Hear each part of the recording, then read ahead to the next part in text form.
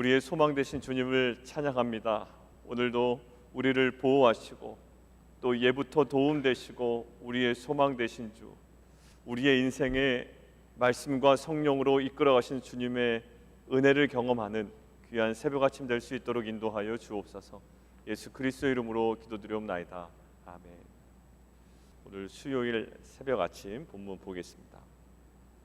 예레미야 17장 12절부터 18절까지 말씀입니다. 예레미야 17장 12절부터 18절. 제가 오늘도 표준 세번역으로 읽어드리고 여러분들 개역 개정으로 이렇게 따라오시면 되겠습니다. 그런데 오히려 오늘은 개역 개정이 더 정확한 구절이 있거든요. 12절입니다. 제가 12절만 먼저 읽어드릴게요. 우리의 성전은 영광스러운 보좌와 같다. 처음부터 높은 산 위에 자리를 잡았다. 표준 세번역은 우리의 성전이 되게 주목이 되고 있죠. 근데 사실 그 눈에 보이는 그 성전을 강조하지는 않습니다. 예레미야에서요. 물론 표준 세번역, 개역 개정 다 괜찮습니다만 이 구절만큼은 개역 개정이 훨씬 더 원뜻에 맞습니다. 영원하신 보좌여. 그리고 하나님을 이렇게 평가하죠. 우리의 성소이시며. 그리고 13절까지 이스라엘의 소망이신 여호와여입니다. 어디에 더 집중하죠? 하나님에 더 집중하는 거예요. 우리가 돌아갈 분은 하나님이에요. 그러니까 돌아갈 장소를 얘기하는 건 아닙니다. 그러니까 어떤 눈에 보이는 성소나 성전으로 돌아가라는 건 아니에요. 염두에 두시고 표준 세번역 제가 읽어드리겠습니다. 우리의 성전은 영광스러운 보좌와 같다. 처음부터 높은 산 위에 자리를 잡았다. 주님, 이스라엘의 희망은 주님이십니다. 주님을 버리는 사람마다 수치를 당하고 주님에게서 떠나간 사람마다 생수의 근원이신 주님을 버리고 떠나간 것이므로 그들은 땅바닥에 쓴 이름처럼 지워지고 맙니다. 주님, 저를 고쳐주십시오. 그러면 제가 나을 것입니다. 저를 살려주십시오. 그러면 제가 살아날 것입니다. 주님은 제가 찬양할 분이십니다. 백성이 저에게 빈정거리는 말을 들어보십시오. 주님께서는 말씀으로만 위협하시지 별것도 아니지 않느냐? 어디 위협한 대로 되게 해보시지? 라고 합니다. 그러나 저는 목자가 되지 않으려고 도망을 가거나 주님 섬기기를 피하려고 하지도 않았습니다. 재앙의 날을 오게 해달라고 간구하지도 않았습니다. 주님께서 보시는 앞에서 제가 아래였으므로 주님께서는 제가 무엇을 아래였는지를 알고 계십니다. 저를 무섭게 하지 마십시오. 주님은 재앙의 날에 저의 피난처이십니다. 저를 박해하는 사람들이 수치를 당하게 하시고 제가 수치를 당하지는 않게 하여 주십시오. 그들이 무서워 당황하게 하시고 제가 무서워 당황하지는 않게 하여 주십시오. 이제는 그들에게 재앙의 날이 오게 하시며 갑절의 형벌로 그들을 멸망시켜 주십시오. 오늘은 죽어야 할 것 그리고 살아야 할 것이라는 제목으로 묵상한 말씀을 좀 나누도록 하겠습니다. 여러분들 학교를 다녀도요, 아이들에게 기대하는 것이 있습니다. 부모의 기대치가 있습니다. 학습 능력이 좋아진다던가 어떤 특정한 분야의 지식이 자라난다던가 아니면 친구들과의 관계 속에 그 관계성이 계속적으로 빌드업 된다던가 다양한 형태로 기대치가 있게 마련입니다. 학교 보내놓고 아무런 기대하지 않는 그런 부모는 사실 없습니다. 그렇다면 신앙생활의 기대치도 있지 않을까라는 묵상을 하게 되었고요. 그러면 신앙생활에 또 우리가 보기를 원하는 기대치는 무엇일까라는 것들을 한번 생각해 봤습니다. 쉽게 말하면 이것입니다. 제 3자적 입장에서의 기대치입니다. 무엇을 기대할까? 예수 믿어서 얼마나 돈을 많이 벌었느냐, 이게 있지 아마 않을 거예요. 우리가 항상 얘기했지만. 그리고 예수 믿은 다음에 사람들에게 얼마나 인정받았느냐라는 것에 기대치가 있지는 않을 겁니다. 하나의 열매일 수는 있지만. 그렇다면 신앙 성장의 핵심은 무엇일까? 이것입니다. 얼마나 내가 죽느냐, 내 옛자가 죽느냐, 그리고 얼마나 성령과 말씀 안에서 또다시 살아나느냐라는 거예요. 신앙의 핵심은 이겁니다. 내가 얼마나 죽느냐, 얼마나 죽었느냐, 그러나 그것에 머물지 아니하고 얼마나 다시 성령 안에 새로운 자아가, 그 새 생명이 살아나느냐, 이것이 신앙생활의 핵심이지 않을까 생각이 됐습니다. 자, 오늘 본문에서 보면 예레미야의 하나님에 대한 고백이 있습니다. 아까 읽기 전에 말씀드린 것처럼 세 가지로 나옵니다. 영화로우신 보좌 12절에요. 그리고 우리의 성소, 그리고 13절에 이스라엘의 소망, 이렇게 세 가지로 나옵니다. 예레미야의 그 하나님에 대한 고백이 영화로우신 보좌여, 또 시작부터 높이 계시며 우리의 성소이시고 또 이스라엘의 소망이신 하나님 아버지, 이런 실제적인 하나님 아버지에 대한 명확한 신앙 고백이 있습니다. 그리고 그 하나님에 대하여 두 가지의 요청을 드리는 것으로 저에게는 묵상이 됐습니다. 크게 두 가지로 나눠요. 오늘 그 예레미야의 고백록이거든요. 또 다른 고백록. 근데 예레미야의 고백록, 또 기도문에는 두 가지의 요청으로 저에게는 구분이 되었습니다. 하나는 뭐냐면 자신을 향한 간구고요.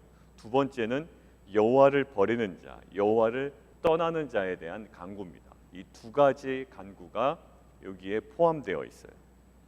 자신을 향하여 드리는 간구는 무엇일까요? 14절 한번 보시겠어요? 같이 한번 읽습니다. 시작.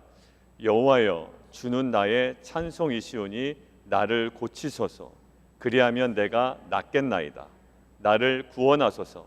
그리하시면 내가 구원을 얻으리이다. 예, 자신을 향하여 간구합니다. 나의 찬송이신 여호와 하나님, 나를 고쳐주십시오. 그러면 저는 고침받을 겁니다. 하나님, 나를 구원해 주십시오. 그러면 반드시 내가 구원을 받을 겁니다. 왜냐하면 하나님이시기 때문에.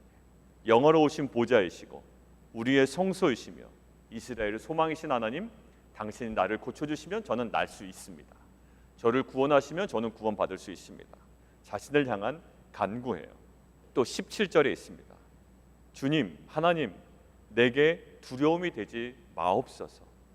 재앙의 날에 주는 나의 피난처이십니다. 영화로우신 보좌, 우리의 성소, 이스라엘 소망이신 하나님, 재앙의 날에 주는 나의 피난처이십니다. 라는 자신에 대한 간구요 고백입니다. 그리고 18절에 또 있습니다. 나로 치욕을 당하지 말게 해주십시오. 그리고 나를 놀라게 하지 마십시오. 라는 자신에 대한 간구가 포함되어 있습니다. 그리고 그 반대로 여호와를 버리는 자, 여호와를 떠나는 자들을 향한 간구와 기도가 또 존재합니다. 13절입니다. 이스라엘의 소망이신 여호와여, 무릇 주를 버리는 자는 다 수치를 당할 겁니다. 무릇 여호와를 떠나는 자는 흙의 기록이 될 것입니다.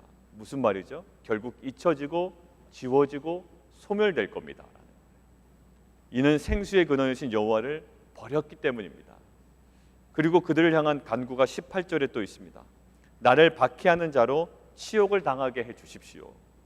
그리고 그들로 하여금 놀라게 해 주십시오. 재앙의 날을 그들에게 임하게 하시고 배나되는 멸망으로 그들을 멸하게 해 주십시오.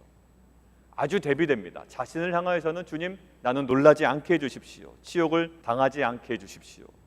그러나 그들은 치욕을 당하고 놀랄 뿐만 아니라 그들이 배나되는 멸망으로 그들이 멸망하도록 주님 역사해 주십시오. 라는 대비되는 간구가 존재합니다. 자, 그러면 우리 안에 오해가 발생할 지점이 생기는 거예요. 여러분들 개인적으로 관계가 안 좋은 사람들에 대하여 이런 기도 해보신 적 있으시죠? 저 사람 하나님 혼내 주십시오. 어떻게 저럽니까? 라고 하는 기준이 실은 우리 가운데 두 가지가 있어요. 하나는 뭐냐면 자신과의 관계가 안 좋아서 그냥 하는 거예요. 나를 너무나도 못 살겠구니 하나님 제 좀 혼내 주십시오라는 개인적인 관계의 얘기나 자신 감정의 분노에 의한 그러한 기도가 나올 수 있단 말입니다. 그렇다면 질문이에요. 오늘 예레미야의 기도가 그 사람들과의 관계의 어려움에서 나온 그러한 분노나 보복의 기도일까라는 거예요. 자, 그런데 그 상황을 보면 그럴 만한 오해가 또 있는 거예요. 왜냐하면 15절입니다. 15절 한번 보시겠어요? 15절 함께 읽습니다. 시작. 그들이 내게 이르기를 여호와의 말씀이 어디에 있느냐? 이제 임하게 할지어다 하나이다. 예, 빈정거리는 겁니다. 제가 아까 표준 세번역을 읽어드리죠. 백성이 저에게 빈정거리는 말을 들어보십시오. 주님께서는 말씀으로만 위협하시지 별것도 아니지 않느냐? 어디 위협한 대로 되게 해보시지 라고 이야기합니다 라는 거예요. 빈정거리면서 이야기하는 겁니다. 그를 아주 조롱하고 비난했을 거예요. 왜 그랬을까요? 아직 말씀이 성취되지 않았거든요. 평안하거든요. 지금 어디 말씀대로 해보시지 그렇게 멸망해 보시지. 그렇게 너희가 간구하는데 또 예레미야 네가 이렇게 심판에 대한 메시지를 전하는데 아무것도 일어나지 않잖아. 변화도 없잖아. 열매도 없잖아. 어때 한번 해보시지. 이 말이 뭘까요? 의미가 그렇게 되기를 원하는 마음에 사는 게 아니에요. 안 될 거야. 한번 해봐라는 겁니다. 그 당시 평안의 시기였어요. 그러니까 예레미야의 선포는 무엇으로 여겨졌을까요? 아주 시대착오적인 선포로 생각됐을 거예요. 지금 시대가 어느 때인데, 지금 시대의 조류가 지금 어느 방향으로 흘러가고 있는데 지금 엉뚱한 메시지나 전하고 있어 라는 어떤 그런 뉘앙스라고요. 답답하잖아요. 왜냐하면 자신이 원했던 것도 아닙니다. 하나님께서 말씀하시라고 했어요. 근데 이루어질 줄 알았다고요. 금방. 그리고 자신의 메시지가 진리인 것이 드러날 줄 알았어요. 근데 지금 어떤 상태? 자신의 이야기가 오히려 시대착오적이고 비진리이고 엉뚱한 소리인 것으로 자꾸 사람들이 오해한단 말이에요. 그때 예레미야의 심정으로 16절 한번 읽어보시기 바랍니다. 16절 함께 읽습니다. 시작. 나는 목자의 직분에서 물러가지 아니하고 주를 따라 싸우며 재앙의 날도 내가 원하지 아니하였음을 주께서 아시는 바라. 내 입술에서 나온 것이 주의 목전에 있나이다. 단순히 보복과 원수 갚음의 간구가 아니었다라는 거예요. 그런 어떤 오해를 많이 받았지만 저는 하나님께서 허락하신 이 목자의 직분에서 물러가지 않았습니다. 그리고 제가 선포했던 멸망의 메시지는 실은 제가 원한 거 아닙니다. 그들 좀 어떻게 골탕 먹어보라고 제가 의도적으로 전한 메시지가 아닌 것을 하나님이 아십니다. 다른 사람들이 보기에는 굉장히 오해할 만한 저주 섞인 기도잖아요. 근데 이것이 개인적인 원한 관계에서 파생된 것이 아님을 주님께서는 아시지 않습니까? 라는 거예요. 아마 사람들이 이렇게 생각했을 거예요. 재앙의 메시지, 심판의 메시지를 강하게 이야기하기 때문에 아마 그는 저 사람들과의 인간적인 관계적인 어려움 때문에 더 저렇게 강하게 이야기할 거야 라는 아마 오해를 받았을 거라고요. 그리고 투정 부린다고 아마 생각했을 거예요. 그런데 그것이 관계적인 불편함에서 오는 투정이 아님을 하나님께서 아신다라는 거예요. 오직 하나님께 받은 말씀만 전할 뿐입니다 라는 거예요. 이것은 결국 대적의 수치, 하나님을 떠나고 주를 버리고 여호와를 떠나는 자들이 이렇게 당하는 수치, 대적들이 수치를 당하면 그들의 주장이, 그들의 생각이 거짓이 된다라는 것이 이 방법밖에 없다라는 거예요. 이것이 그냥 머물러 있으면 여전히 그들은 어디 한번 해보시지라는 투로 계속 이루어질 거라고요. 근데 그런 관계가 어려운 것이 아니라 예레미야가 지금 너무나도 힘든 것은 무엇이냐면 그들이 수치를 꼭 당해야만 결국 그들이 생각했던 것들이 거짓이고 예레미야가 전했던 말씀 그리고 하나님의 말씀이 옳았다는 것이 확증이 된다는 거예요. 무엇을 통하여? 그들의 멸망과 나의 삶을 통하여. 그들이 죽어짐과 그들이 두 배로 멸망하는 것과 나는 오히려 수치를 당하지 않고 치욕을 당하지 않고 나는 놀라지 않고 재앙의 날에 나는 주님을 피난처로 삼아 나는 살아나는 것, 이것이 뭐라고요? 하나님의 말씀이 옳았다는 것의 확증이라는 거예요. 그들에겐 가혹하지만 그들이 철저하게 멸망당하고 내가 오히려 보호받고 두려워하지 아니하며 수치당하지 않고 내가 온전한 피난처 속에 안전해지는 것, 이것이 하나님의 말씀이 옳았다라는 것의 확증이라는 거예요. 결국 대적의 수치는 하나님의 말씀이 진리임을, 옳았음을 증명할 수 있는 중요한 하나의 모습이 된다라는 거예요. 그래서 제가 전합니다라는 거예요. 그래서 꼭 그들이 멸망해야 되겠습니다라는 거예요. 개인적인 원하는 관계가 아니라 하나님의 공의의 입장에서, 진리의 입장에서, 그 말씀의 성취의 입장에서 그들이 멸망해야 되겠습니다라는 거예요. 어떠한 개인적인 관계에 원한이 없습니다. 단지 하나님의 말씀은 이루어져야 되겠습니다. 하나님의 공의와 정의와 그 진리는 성취돼야 되겠습니다. 그것은 그들의 멸망과 나의 삶을 통하여만 증명될 수 있기 때문입니다라는 이러한 고백이에요. 제가 재앙의 날을 원하진 않아요. 그러나 하나님, 이것이 이루어져야 되겠습니다. 하나님께서 아십니다라는 고백입니다. 정말 예레미야 입장에서는요, 이 재앙의 날이 올 것을 알고 있는 거예요. 예레미야 입장이 뭐죠? 17절, 재앙의 날에 주는 나의 피난처이십니다. 재앙은 뭡니까? 반드시 옵니다라는 거예요. 그러니까 말씀에 대한 확신이 있었던 거예요. 하나님의 말씀이 이루어지기 위해서 반드시 보여져야 되는 현상이 있었다고 말씀드렸어요. 그들은 죽어야 돼요. 그들은 멸망해야 된다. 그리고 나는 보호받고 살아나야 돼요. 근데 이것이 저에게 어떠한 묵상이 됩니까? 라고 이제 묵상을 하다가 저한테 떠오른 것이 있었습니다. 하나님의 말씀이 성취되기 위해서 예레미야가 그렇게 간구했던 것이 무엇이냐라고 물어봤던 거예요. 예, 하나님을 떠나고 하나님을 멀리하는 자들의 멸망이죠. 그리고 예레미야가 오히려 하나님을 피난처 삼아 살아나는 거죠. 이것이 말씀이 성취되는 것이죠. 그렇다면 질문하시는 거예요. 극명한 눈에 보이는 그 현상이 하나님의 말씀의 성취라면 진정한 회개가 무엇이겠느냐라는 거예요. 예레미야 25장까지 이제 일단 끝나게 될 텐데, 예레미야 25장 끝난 후에 너가 영적으로 예레미야를 통해서 성장했다라는, 정말 말씀이 너 가운데 이루어졌다라는 그 그림이 무엇이겠느냐라고 질문하시는 거예요. 저에게 두 가지 그림이 있었습니다. 내가 어느 부분에서는 반드시 죽어야 돼요. 그리고 어느 부분에서는 반드시 살아나야 되는 거예요. 그래야 말씀이 우리 가운데 이루어졌다는 것이 확증된다라는 거예요. 그냥 하나님의 말씀이 어떤 변화 없이 이루어질 수 있어요. 그러나 예레미야는 간구했던 거예요. 개인적인 원한 관계에서 꼭 이것이 기도하는 것처럼 오해받지만 반드시 그들은 두 배나 되는 멸망으로 그들이 멸해야 돼요. 그리고 나는 보호받아야 돼요. 왜요?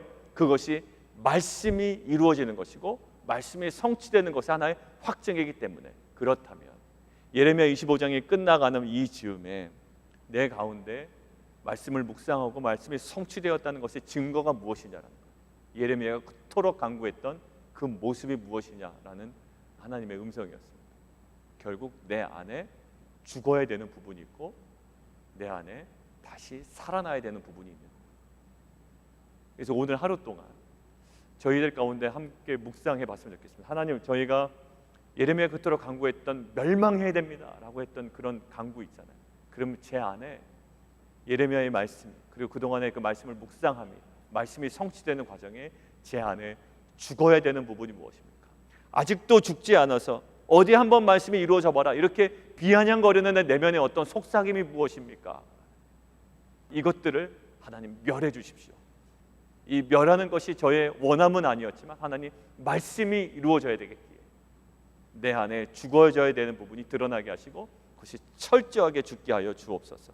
그러나 하나님 말씀 안에, 성령 안에, 언약 안에 절망 가운데 있었지만 다시 한번 소생해야 되는 것이 있으면 하나님 그 언약 붙잡고 다시금 소생하는 공동체, 소생하는 가정, 소생하는 개인 되게 해 주십시오. 그래서 오늘 묵상의 포인트는 이겁니다. 하나님, 정말 죽어야 되는 것이 무엇입니까? 그리고 말씀 안에, 언약 안에 다시 한번 살아나야 되는 것이 무엇입니까? 이것 붙잡고 어느 것 하나 균형 깨지지 아니하고요. 정말 죽어야 되는 것, 다시 살아야 되는 것, 이것들이 명확해지고 또 언약 안에서 확실해지고 그 길로 걸어가는 귀한 공동체 되기를 원합니다. 함께 기도하겠습니다.